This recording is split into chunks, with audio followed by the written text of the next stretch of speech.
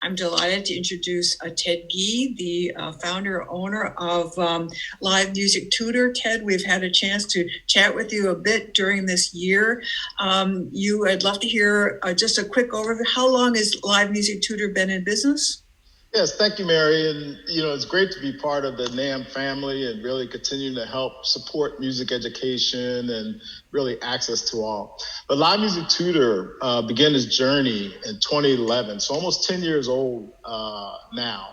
And we basically created a technology that was built for music education. And we focus primarily on the visual and sound requirements of music to be able to provide to not only the thousands of instructors and teaching artists that we have, but also for the students.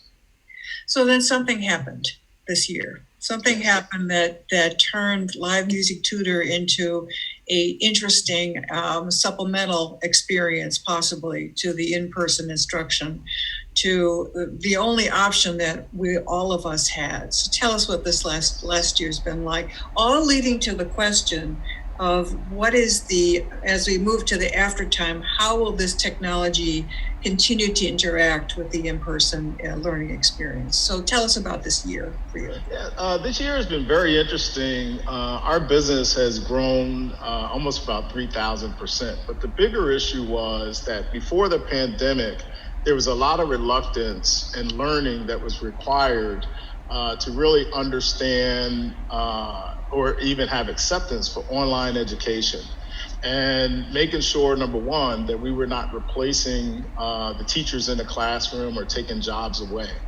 What the pandemic has done is that it's forced everyone to really look at online education and its uses. Fortunately, unfortunately, we have heard tons of stories about schools and districts where kids were not able to perform, thereby impacting those issues. So we've continued to try to help, not only with, as much as we can with schools with the online services, but also to be inclusive of the underserved areas and some of the kids that were really getting left behind. So we felt that the challenges that we were hearing from teachers all across the country and some of the students was some of the quality issues, some of the privacy issues of the technology that they were having, some of the Zoom bombing issues.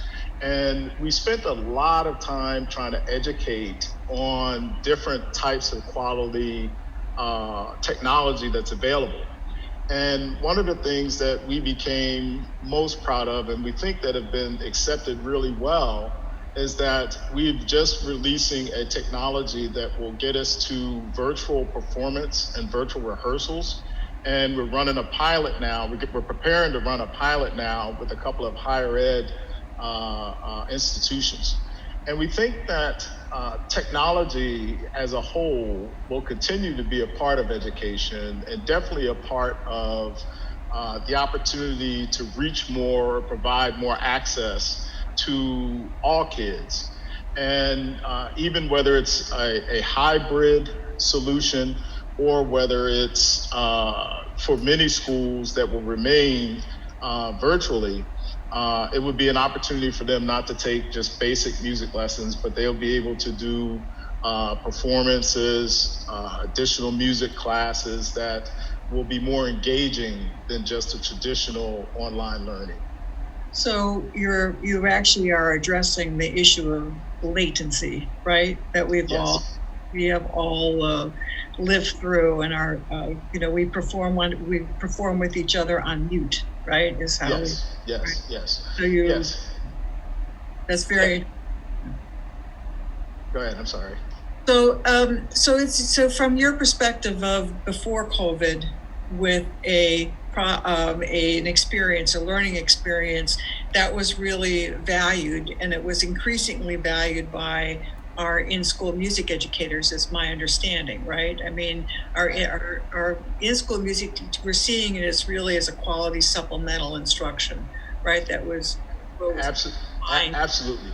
Right. Absolutely. And essentially, it's because of all of the music educators and the performing artists, the teaching artists, that we were able to continue modifying our technology. We were getting feedback for things that they wanted to do with the visual and sound, some that we hadn't really had on our development platform.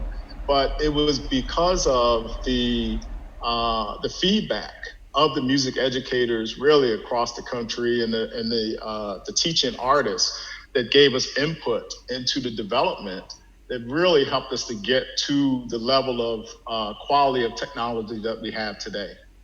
So you see that, and this is my final question, Ted, you see that the post-COVID period will be a parallel with robust in-person learning in school, with state-of-the-art online support and supplemental learning available and continuing to improve. Is that your vision? Absolutely, absolutely. And I think Cindy mentioned this earlier, but some of the kids and some of the programs may have slipped just because of this time period. And I think that online learning to supplement programs to really help with some supplemental opportunities for kids to learn or perform in conjunction with the normal classes will be a huge advantage to many of the students that are in music programs or need to be in music programs as well. I go back to my own life, the start of my career as a music educator. And I think that, having to be teaching all the instruments, and if I knew that I could send some students off to a 6-week or, semester-long tutorial, that I would have been a much better violin teacher in 19 whatever it was, and I would have given those children a much better experience. And I think that this world has opened up our eyes to the individuality of teaching that we can do online, meeting students' needs in a more individualistic way, and that maybe more of us are less timid about the technology. So yes. And, Mary, I think one of the additional benefits is that now many schools are able to not only share performances. So we have master classes and clinics that we're doing with professional artists, teaching artists, as well as some of our instructors. And now we can have multiple schools look at this performance or these master classes and clinics without the expense always of having the folks come to the one particular area. And they can combine and share with different schools within the district through the technology so that more kids will be able to see the master classes, the clinics, and really enjoy the experience without all of the excess expense. And at the end of the day, more people playing music at a level that they want to strive for and achieve, reaching out, getting more input and help.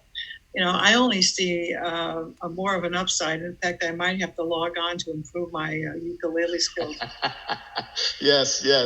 We've got thousands of great teachers, but yes, so excited. Thank you so very much. We're great to know you're out there still working, perfecting this great resource. Thanks, Ted. Thank you, Mary. Thanks to the NAMM family, and we'll keep helping to provide access. Great. Thank you so much.